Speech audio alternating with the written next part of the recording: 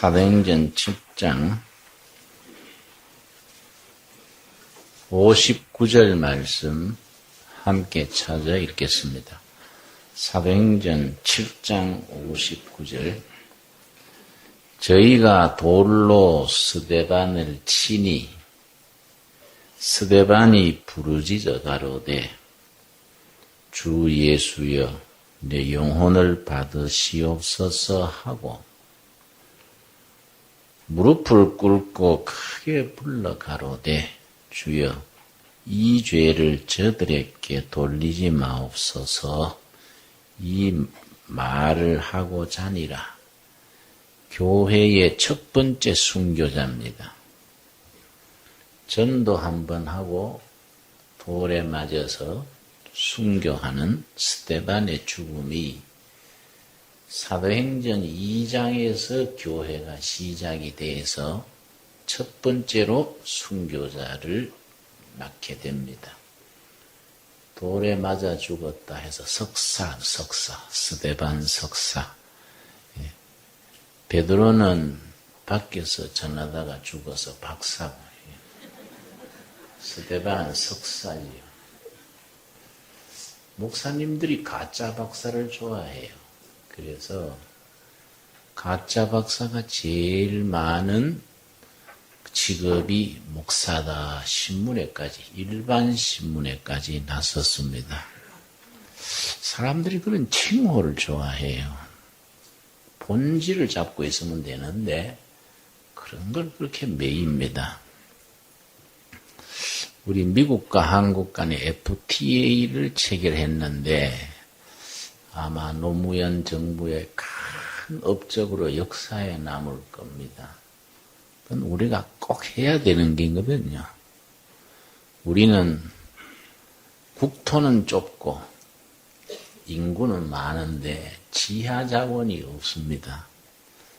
우리 지하 자원이라는 것이 송충이 먹는 산의 소나무, 꼴짜기의 자갈모래 이런 것밖에 없습니다. 우리 자원은 사람밖에 없어요. 그 사람을 경쟁력을 길러서 국제 무대에 경쟁력으로 국군을 열어나가야 되는데 이 문 닫아놓고 폐쇄 경제로 나가면은 우리는 발전에 한계가 있습니다. 근데 그 농민 중에 한 열흘 전인가 FTA 반대 항의해서 자살을 했어요. FTA 결사 반대. 근데 그 자살할 일이 아닌데 그걸 자살을 하나? 응? 근데 그걸 일부 세력이 그 자살했는 사람을 높여서 누구 열사 추모회 요란스러운 행사를 해서 그 열사란 게 그것이 독립열사, 순국열사 이런 데 붙이는 거이지 그걸 열사라 하면 될까? 그건 열받아 죽은 열사지 그 뭐 애국 열사는 아니다 이 말이에요. 그러니까 그건 참 그런 우리가 참 분별을 잘해야 돼요. 우리나라는 이 농업 같은 데는 어차피 성산이 없습니다.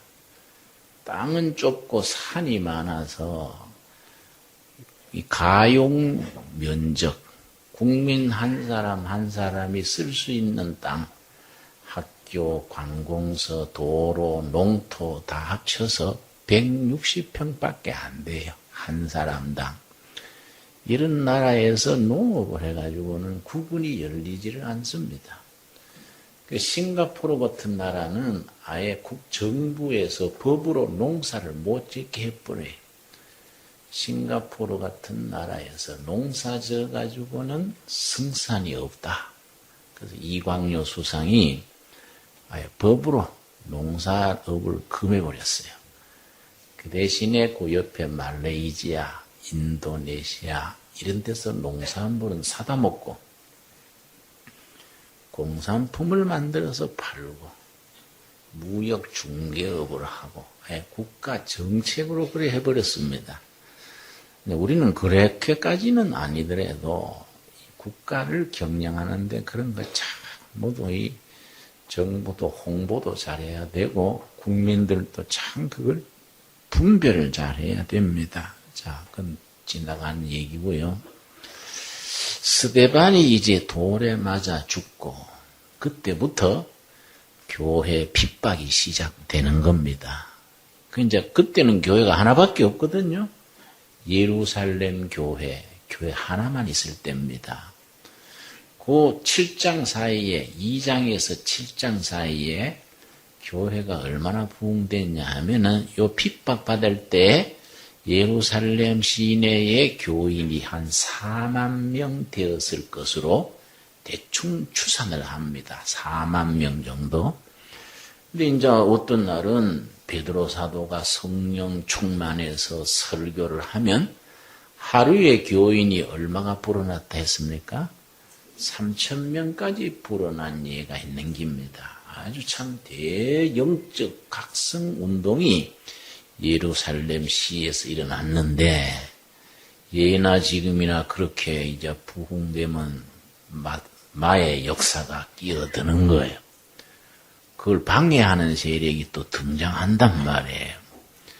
그걸 이제 예루살렘 교회에 대한 박해가 시작이 된 것이 8장 1절입니다. 8장 1절. 사울이 그의 죽임당함을 마땅히 여기더라. 여기서 그는 누굴 말하겠습니까? 첫 순교자 스데반. 근데 사울의 얘기가 왜 나오냐면은 이스라엘의 관습법에 하나님을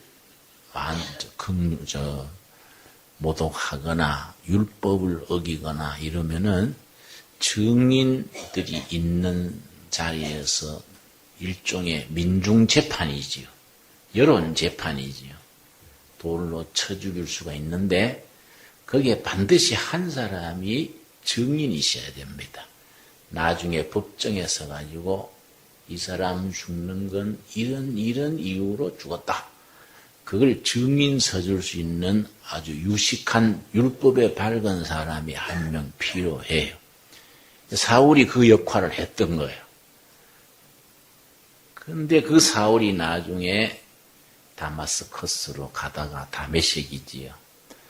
예수님을 만나고 회개해서 바울로 바뀌는 겁니다. 이제 그 전에 얘기지요, 이제.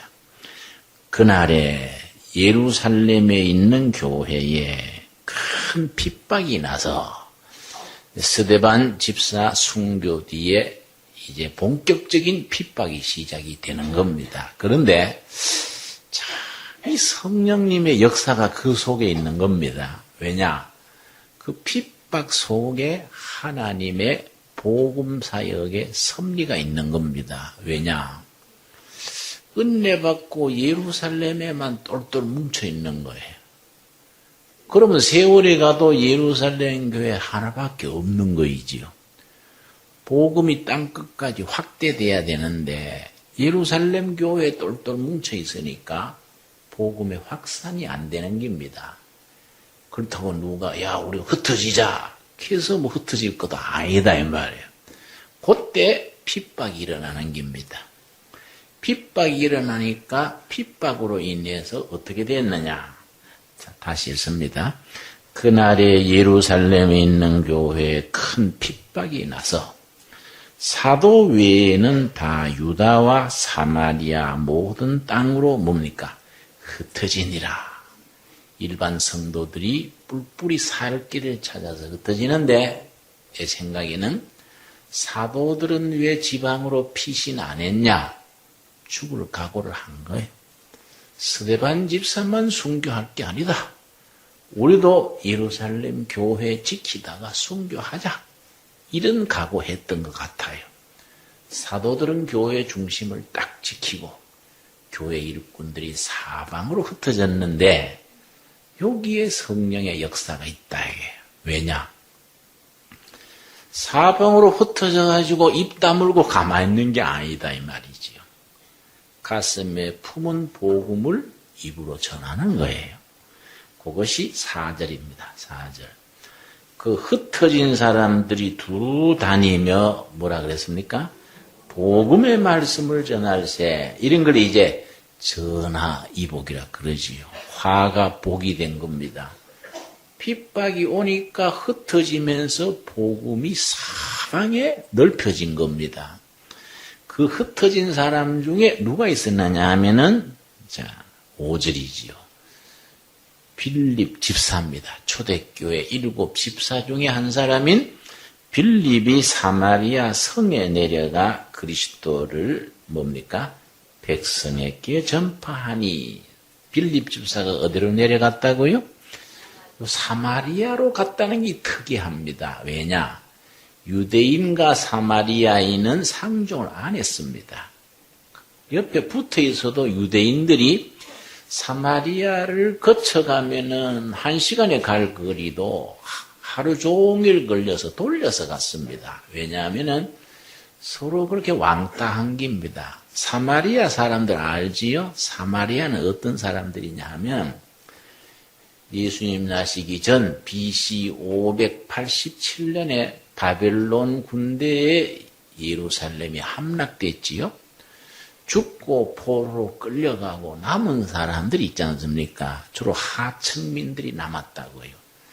남은 사람들이 바벨론 점령 군대하고 혼인을 하고 이웃 부족들하고 혼인을 한 겁니다. 살아남기 위해서. 그렇게 안 그렇겠습니까?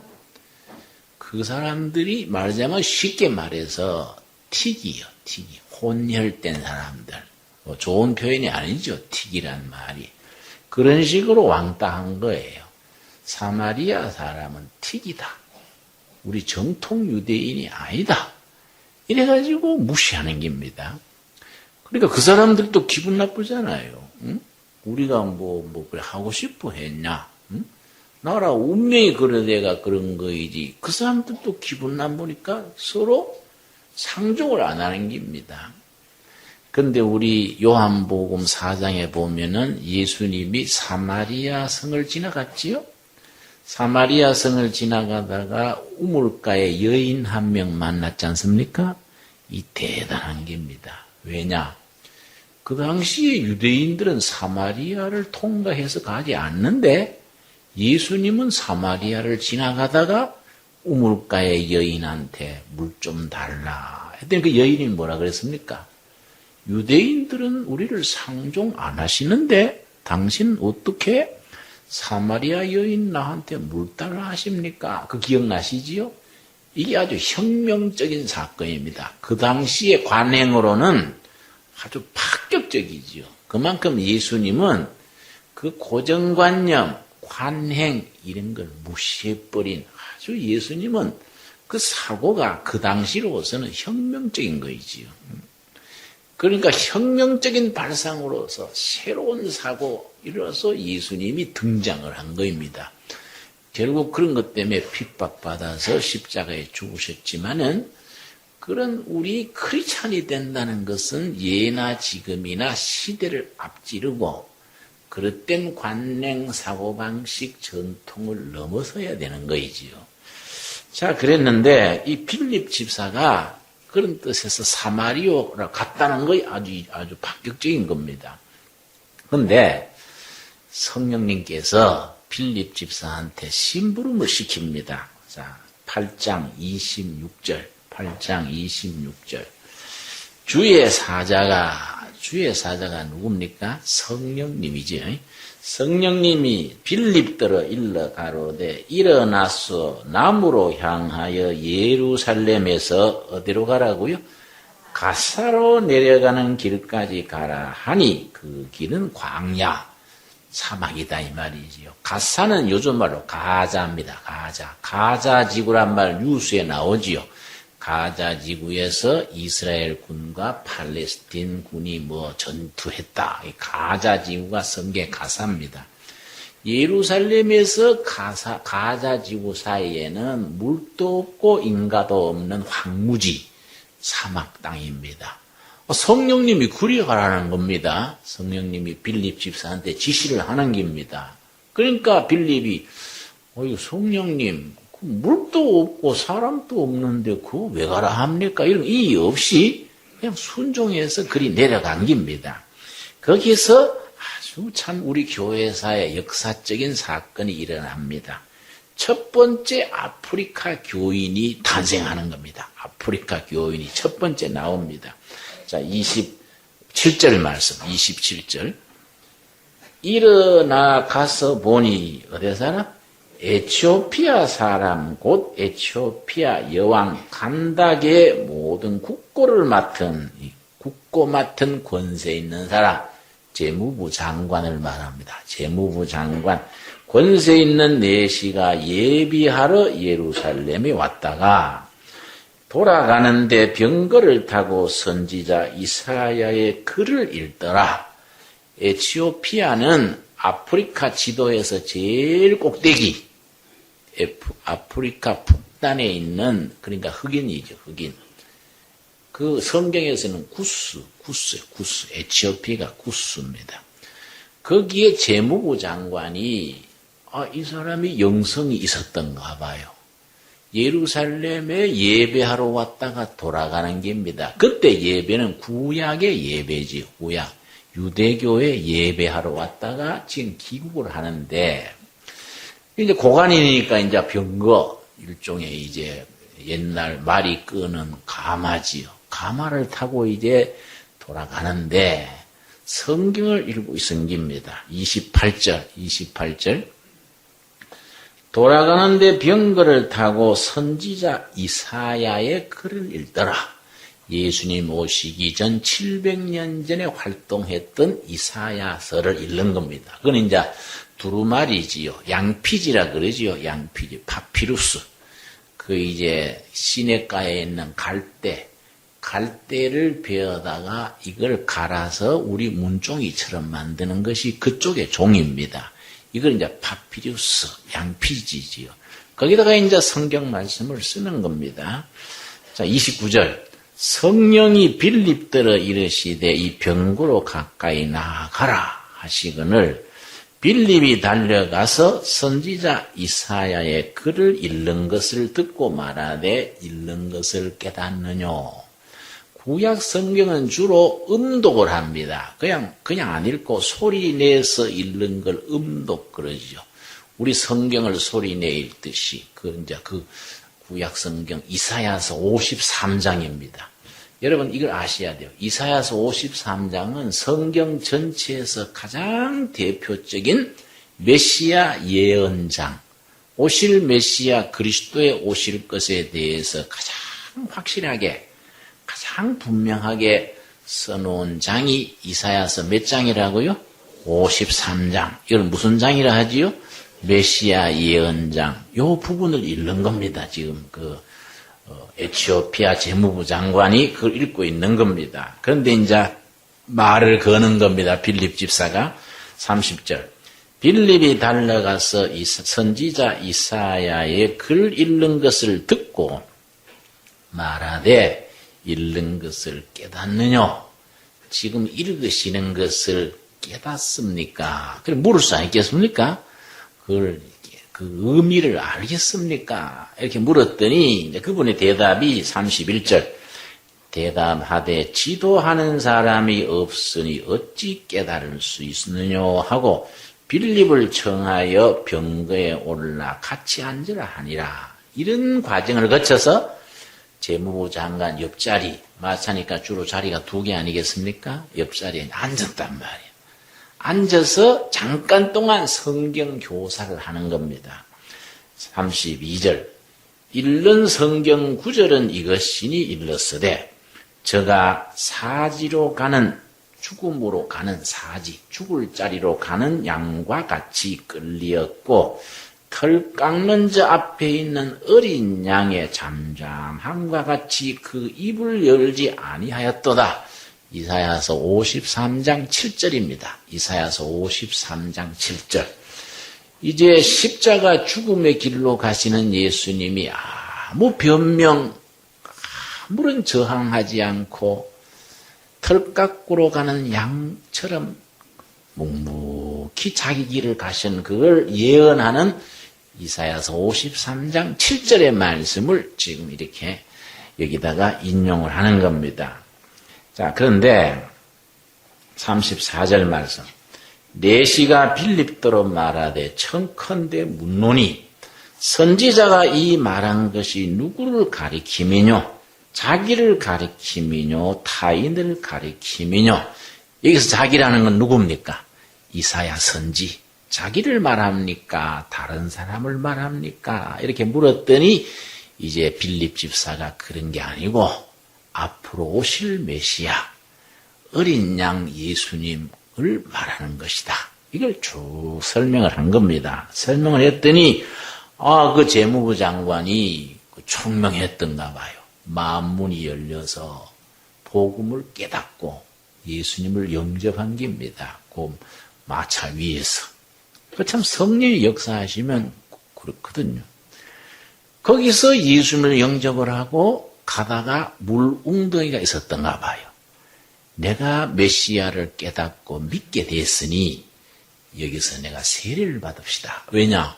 지금 귀국길인데 본국에 가서는 세례받을 길이 없지 않습니까?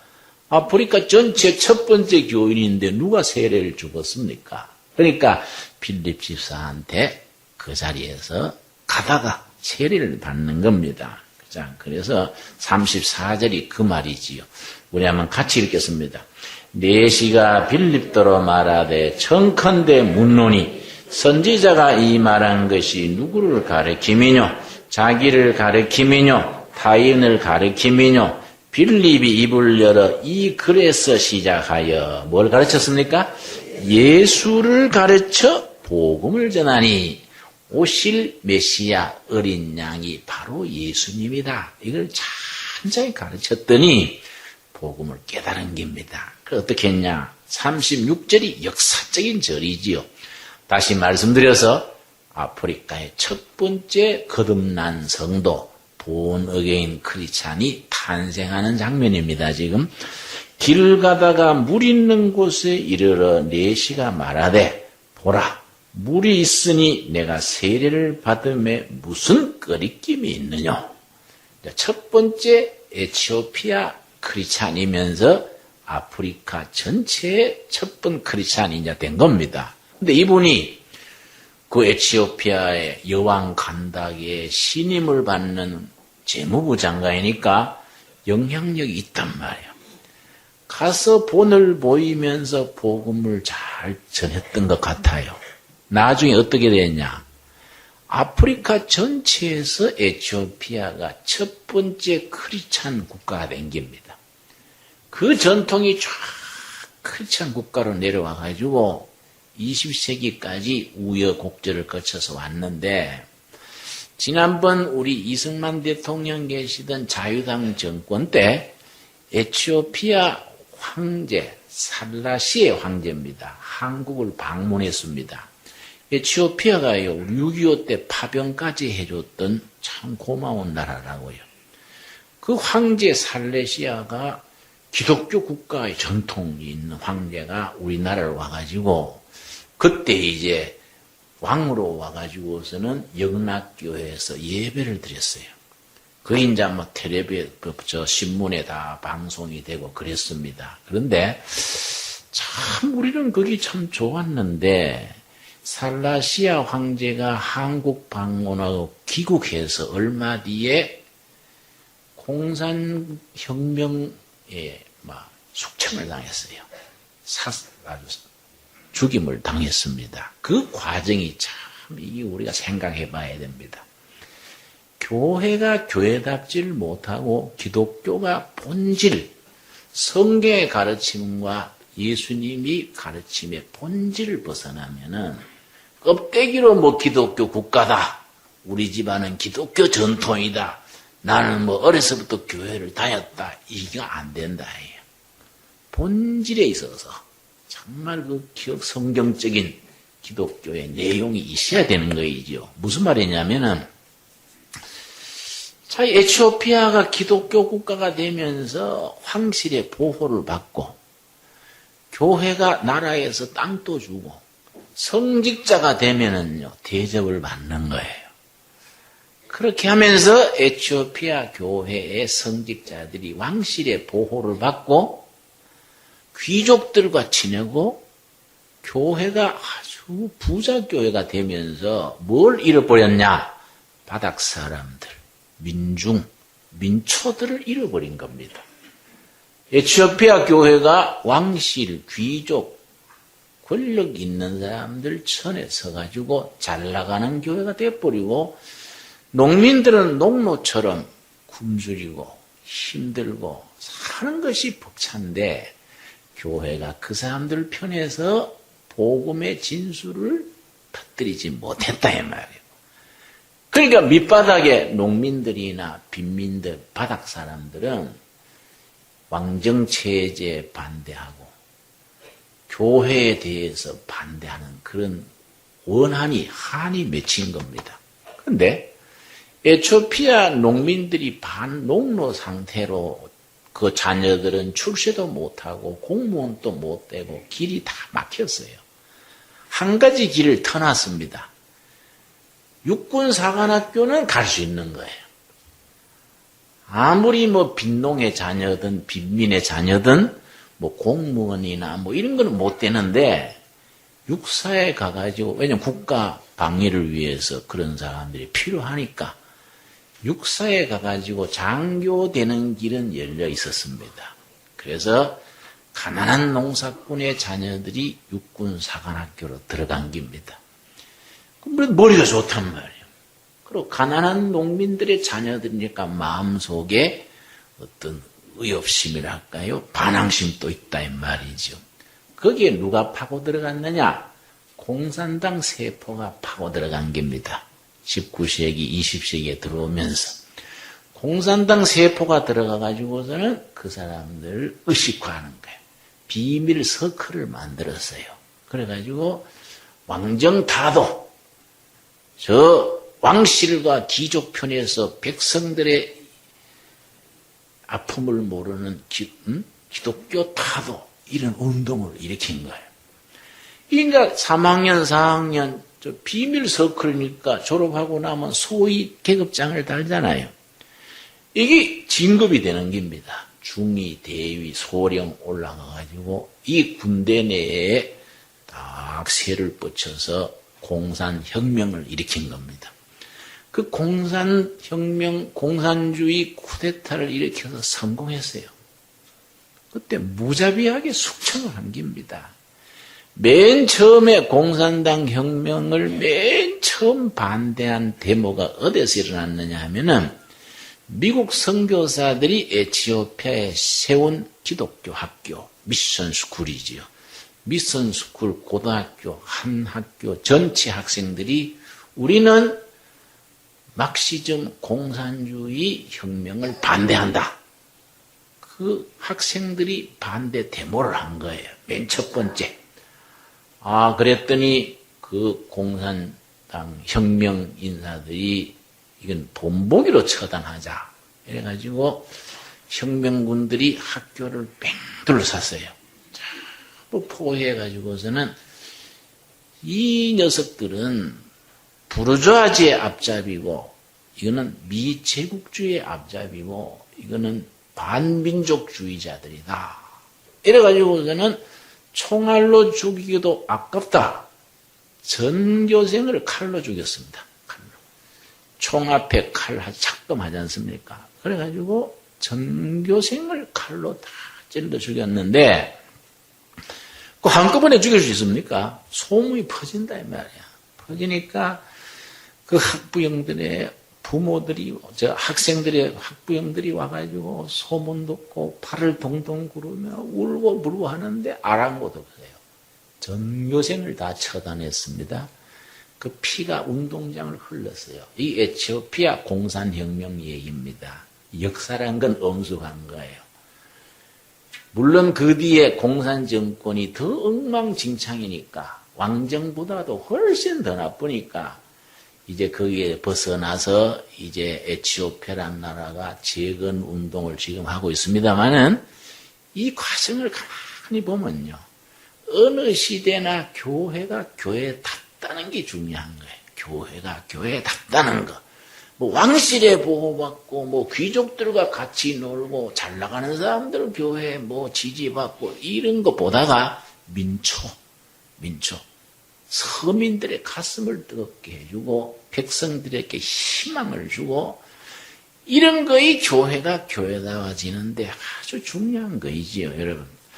우리 교회는 이 지하실에 우리 환경이 얼마나 열악합니까? 여기서 10년을 지내고 이제 한 달 뒤에 이제 교회 건축을 하고 있는데 새 교회 건축장에 한 번씩 가보셨습니까? 저는 참 가볼 때마다 가슴이 훈훈해요. 우리 참 고생실이 열심히 했다고 하나님께서 보너스로 주시는 것 같아요. 그게 참 좋습니다. 뭐 화려하고 이래 좋은 게 아니고 아주 우리 둘의 교회 목회 이미지가 담겨 있고 신학적인 바탕이 그 깔려 있고 참 그 교회가 좋습니다. 그런데 이제 5달, 6달 정도면 그리 옮겨가지요. 이제 금년에 여기 이제 마지막, 이제 금년 여기서 마무리하게 되는 겁니다. 올 여름만 지내면 돼요. 여러분, 우리 교회 저 2층 같은 데는요, 여름에 예배 먹으면 막 덥다 그래요. 나가면서 사우나가 따로 있냐 하고 막 두들거리고 간다고요. 아유, 빨리 예배당 짓고 와야지 못 오겠다 이런 사람들도 있어요. 그래서 그런 소리 들으면 되게 미안해요. 근데 예배당 건물 좋다고 좋은 교회는 아니다. 그건 요즘 말로 하드웨어예요. 하드웨어. 중요한 건 소프트웨어 혹은 콘텐츠다. 예배당 좋은 게 더하기 어떤 교회, 어떤 신학, 어떤 사상성을 가진 교회가 되느냐. 가슴을 품고 그 교회로 들어가야지 머리는 텅 비고 생각 없는 사람들이 집만 잘 져가지고 큰 교회 머리가 텅 빈 사람들이 꽉 차면은 그 예배당은 골빈당이 되는 거야. 그렇죠? 그건 골빈당이지 진실된 교회로 될 수 없다 이 말이야. 그러니까 이걸 우리가 고민해야 되는 거예요. 그래, 그 내용이 문제다. 어떤 교회가 되는 것이 바람직한가? 그래, 나는 우리가 어떤 교회가 돼야 된다. 그 본질을 7가지를 생각하는데 7가지. 지금 내가 생각하는 게 아니고 10년 전에 우리 교회가 창립할 때에 2달에 걸쳐서 우리 교회는 앞으로 이런 교회가 돼야 한다. 그때 설교했던 자료가 남아있어요. 거기에 교회 몇 가지를 정립했다고요? 7가지. 그 7가지를 내가 2, 3주에 걸쳐서 차근차근 설명을 할 테니까 우리 성도님들이 그 마음에 잘 새겨야 돼요.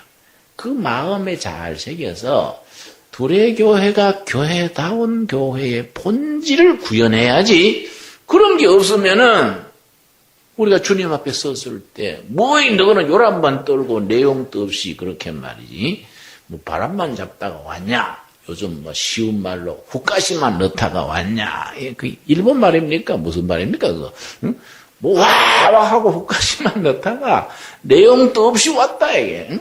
우리가 주님 앞에 꾸지름 듣는다 이 말이에요. 그러니까 심각한 거예요.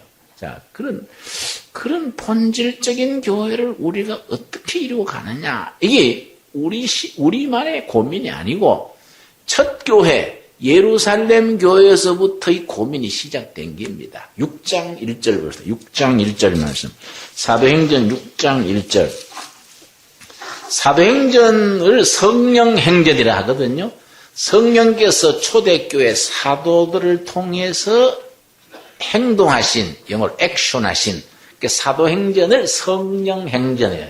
성령님의 액션이다 이게. 누구를 통해서?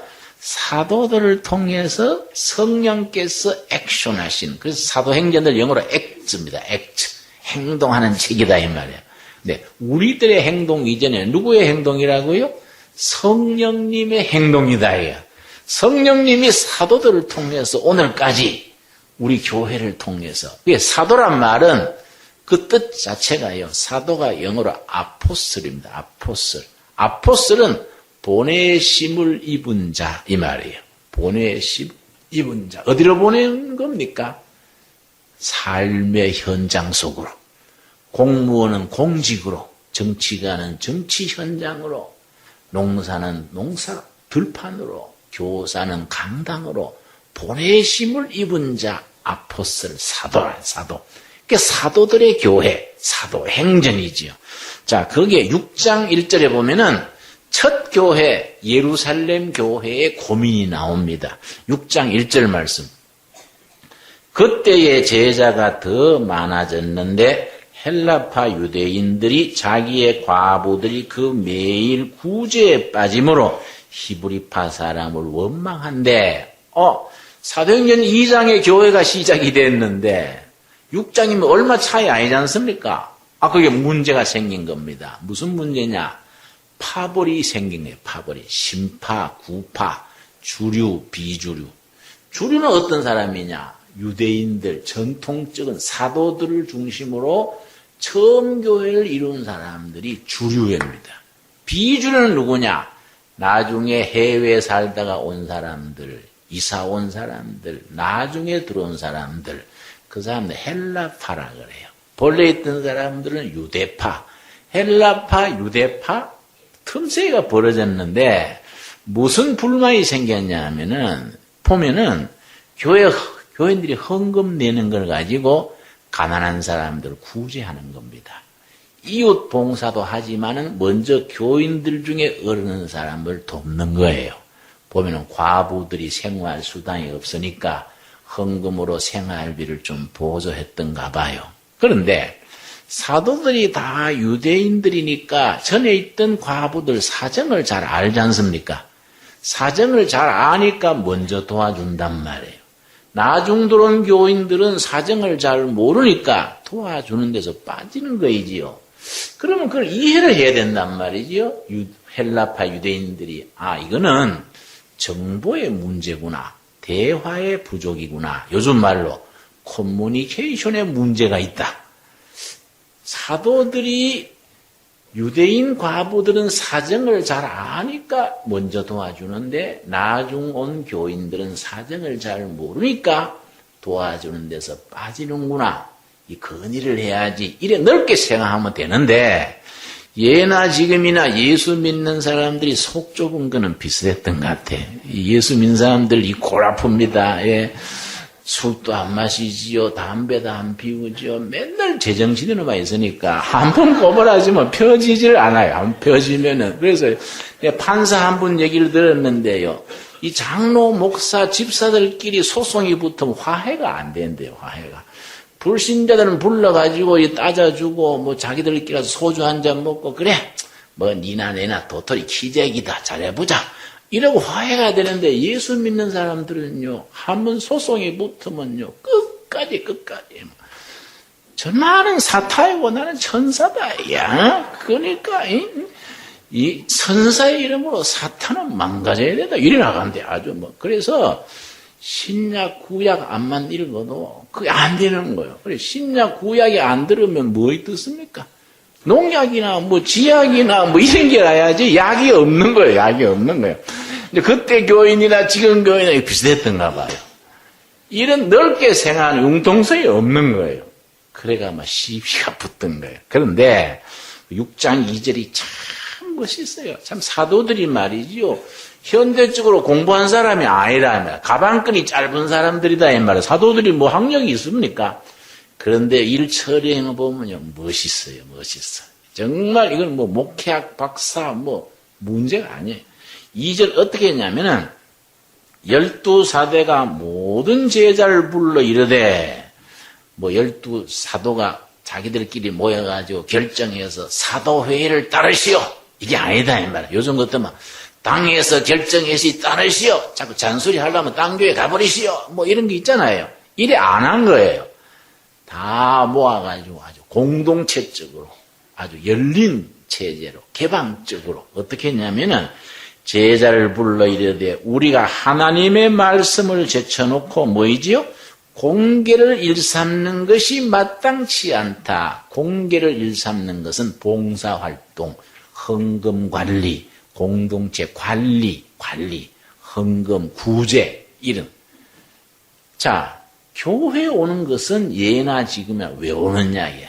하나님의 말씀을 사모해서 은혜 받으려고 오는데 우리가 헌금을 가지고 구제하고 나누어주고 봉사활동에만 전념하니까 이 문제가 있다. 뭐냐? 본질은 빠지고 비본질만 바쁘다. 그래서 저도 한번 집회를 나갔더니 날 소개하는 그 교회 목사님이요. 강사가 설교하기 전에 강사 소개하지요. 이번에 오신 강사님은 민주투사시고 빈민선교의 대부시고 농촌 개척의 선구자시고 그 얘기만 쭉 나오고 소개하는 거예요. 그래서 섭섭하더라고. 신령한 목사님 이름 한마디도 없어. 그 내가 속으로 이상하다. 그 문제가 그건 좀 있거든요. 민주투사는 김대중 선생님 가방 들고 다니면 한 거고, 빈민구제는요, 경제가 올라가면 동사무소 복지과장이 다 하는 거예요, 그거. 응? 저 새마을운동은 또 농촌 개발하는 거예요. 교회는 교회의 본질이 있다, 본질이. 그렇지요? 교회, 다 하나님의 말씀, 성령의 역사, 은혜가 중심이지, 빈민구제, 봉사활동, 그게 다 때를 따라 필요하지만은 그게 중심이 되면 안 되잖아요. 그래, 나도 이렇게 다녀보면 옛날 청계천 얘기예요, 청계천. 김진홍 목사님 청계천제 고생하시고, 그래가지고요, 내가 전남 광주에 집회를 갔는데, 그 교회 장로님들이 나한테, 목사님은 새벽을 깨우리다 읽어보니까 참 빈민의 친구시니까 비싼 음식은 목사님 안 잡수시겠지요? 하고 골목으로 데려가더니 이상한 음식을 사줬는데 이거 저녁에 집회하는데 설사가 와가지고 평생 처음으로 설교 중단하고 가서 화장실에 갔다 왔어요. 무슨 음식인지 완전히 뱃속에서 전쟁이 난 거예요. 그럼 어떡하면 돼가 중간에 여러분 찬송 한 장 합시다 하고 찬송 시켜놓고 내가 화장실 갔다 온 거예요. 할 수 없잖아요. 내가 참다 이거 환장하는 거예요. 내가 부산 남포동에 그 부산 해변가에 교회 집회 갔는데 몇 년 전인데요. 거기에서는 또 목사님은 빈민의 친구시니까 호텔은 이런 데는 안 가실 줄 알고 목사님 뜻을 따라서 숙소를 정했습니다. 남포동 뒷골목 여인숙에다가 정한 거예요. 밤새도록 시끄러워가지고 잠을 못 자서 잠을 못 자고요. 그 다음날 설교하는데 성경이 잘 안 보여요. 나 참. 아이고, 내가 그래서 이것도 팔자다, 팔자예요. 사람들이 맨날 얘기하고, 내가 청계천 빈민촌 없애려고 들어간 거지, 그게 자랑해서 들어간 건 아니다, 이 말이에요, 여러분. 그러니까 우리가 이 참 본질과 비본질이라는 것이 이 시대를 초월하는 본질이 있지 않습니까? 본질. 하나님의 은혜, 진리 자체가 있는 거이지요. 그걸 놓쳐버리고 나서 엉뚱을 붙들고 따라가면 안 된다, 이게요. 지금 그래서 사도들이 이걸 잘하는 거예요. 본질은 하나님의 말씀인데 우리가 공개를 일삼는 거, 헌금관리, 봉사활동 이런 것만 하면 안 되겠다. 그래서 아주 열린 체제로 민주적으로 공동체적으로 어떻게 했습니까? 자, 3절 말씀. 형제들아 너희 가운데서 성령과 지혜가 충만한 사람 첫 번째입니다. 둘째, 칭찬 듣는 사람 몇 명을 뽑았지요? 첫 번째 7 집사입니다. 택하라. 우리가 이 일을 저희에게 맡기고. 그래서 7 집사를 뽑는데 두 가지 조건을 갖춘 사람이요. 첫째는 영적으로 바로 선 사람. 성령과 지혜가 충만한 사람. 그런데 성령과 지혜가 충만하고 기도를 뜨겁게 하는데 사람이 또 쪼다트면 안 된다 이 말이에요. 그러니까 사람들한테도 인정받는 지도력을 갖춘 사람, 인간관계 인정받는 사람. 또 인간관계는 아주 잘하는데 영적으로 깜깜하면 안 되잖아요. 이 두 가지를 갖춘 사람을 몇 명을 뽑았습니까? 7 집사를 뽑았는데 7 집사 중에 빌립 집사가 이제 들어있는 겁니다. 이래가지고 다 조치를 밟고 나니까 지금 교회가 부흥되는데 3단계를 7절에서 거친 거예요. 7절. 여기 중요한 겁니다. 사도행전 6장 7절 말씀. 우리도 앞으로 요 단계를 거쳐야 우리가 새로운 게 들어가서 제대로 부흥이 되는 거지요. 7절. 하나님의 말씀이 뭡니까? 점점 왕성하여. 말씀이 왕성해져야 돼요. 말씀이 왕성하여. 첫 번째입니다. 두 번째. 예루살렘에 있는 뭐이 늘어났습니까? 제자, 교인과 제자가 다르다 이 말입니다. 제자는 뭐이냐? 교인들 중에 말씀으로 훈련되고 헌신된 사람, 이 제자입니다. 그래서 영어로 훈련은 디시플린이고 제자는 디사이플이에요. 말씀으로 훈련된 교인이 제자다 이게. 그러니까 여러분 교회는 제자가 많아야 된다 이거죠. 훈련되고 헌신된 일꾼이 많아야지 그냥 분위기로 했다가 제자가 없으면 무슨 바람이 불면은 뭐 시험 들고 흩어지고 하나님의 영광 가리우는 경우가 많다 이게. 첫 번째는 말씀이 왕성해지고 두 번째는 뭐이 늘어났지요? 제자가 늘어나고 세 번째 자 허다한 제사장의 무리도 이 도에 복종하니라. 마지막에 교회가 부흥성장이 된 겁니다. 이걸 건너뛰면 안 되는 거예요. 과정을 잘 밟아야 되는 겁니다. 우리 7절 한번 같이 읽겠습니다. 하나님의 말씀이 점점 왕성하여 예루살렘에 있는 제자의 수가 더 심히 많아지고 허다한 제사장의 무리도 이 도에 복종하니라. 이 단계를 거쳐서 교회가 부흥되는데 우리 두레교회는 본질적으로 7가지 이미지를 합친 교회를 세워나가야 된다. 오늘은 첫날이니까 제1번 교회의 본질이 뭐냐 이거이죠. 요한복음 10장 10절 한 절만 우리가 살피고 우리 다음 주일로 넘어가겠습니다. 요한복음 10장 10절 말씀. 자, 교회가 교회로서의 서 있는 기본이 뭐냐? 기본이 빠져버리고 다른 것만 뭐 아무리 잘 고쳐도 안 된다 이 말이죠. 자, 사도행전 10장 10절 말씀. 여러분, 교회가 교회다워지는데 요한복음 10장 10절입니다. 요한복음 10장 10절. 도적이 오는 것은 도적질하고 죽이고 멸망시키려는 것뿐이요. 고당 같이 읽겠습니다. 내가 온 것은 양으로 생명을 얻게 하고 더 풍성히 얻게 하려는 것이니라. 생명을 얻어서 풍성히 누리는 것, 요걸 위해서 예수님이 오셨다. 요거 빠지면 교회는 안 되는 거예요. 생명을 얻어서 누리게 하는 것, 이게 크리스찬의 기본이죠. 기본. 요 사건이 일어나야 돼요. 우리가 예수님을 믿음으로 생명을 얻어서 누리는 삶이 이 뒷받침돼야 교회가 교회다워는 기본이에요. 이걸 뭐라고 말하냐? 복음적인 교회 그래요. 복음적인, 영어로는 이반제리칼 교회라 그래요. 복음적인 교회. 요거 빠지면 되겠습니까? 다른 거 아무리 갖춰도 여러분 의사가 아주 솜씨가 좋아가지고 환자 수술은 기막히게 잘했다 이 말이에요. 완벽하게 잘했는데 환자가 숨을 안 쉬면 어떻게 되냐. 그렇지요? 마찬가지다 마찬가지요. 다 갖추었는데 예수를 믿음으로 일어나는 생명, 영적으로 살아 숨쉬는 생명이 빠지면 아무것도 아니에요. 우리는 이거는. 그러니까 우리가 생명을 얻어 누리는 일, 생명 충만한 삶에 우리가 출발을 단단하게 이루어 갈 수 있기를 바랍니다. 기도하겠습니다. 주님 은혜를 감사드립니다. 저희로 생명을 얻어 누리게 하심을 감사드립니다. 복음의 증인 사도로 보내심을 입은 자로서 우리 삶의 자리에서 잘 감당케 하여 주시옵시며 우리 개인 또 교회도 말씀이 왕성해지고 제자로서 훈련받아 헌신하여 교회를 부흥케 하는 일에 그래서 한국교회 전체와 결의 전체에 쓰임받는 사명을 지닌 두레교회로 이끌어 주시옵소서. 예수님 이름 받들어 기도드렸사옵나이다. 아멘.